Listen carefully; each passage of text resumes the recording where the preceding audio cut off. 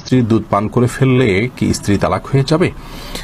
দেখুন, ভুলে বা ইচ্ছাকৃতভাবে যদি কোনো স্বামী তার স্ত্রীর দুধ পান করে ফেলে তাহলে তার কারণে তাদের বৈবাহিক সম্পর্ক নষ্ট হবে না। এটি বিশুদ্ধতর মত এবং এটি জমহুর উলামা ইকরামের মত।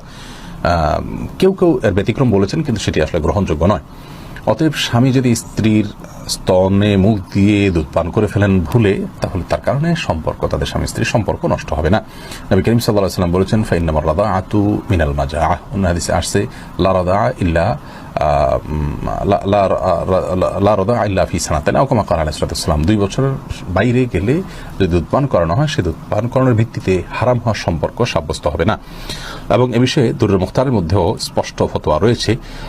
এবং প্রয়োজন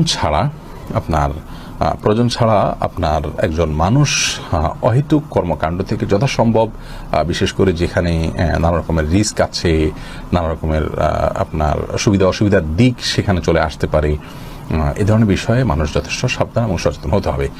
স্ত্রীর দুধ যদি অনিচ্ছাকৃতভাবে কারোর মুখে চলে যায় এবং সে পান করে ফেলে, তাহলে সেটা মানে ইচ্ছাকৃত যদি কেউ করে তাহলে সেটা নাজায়েজ হবে, গুনাহের কথা হবে।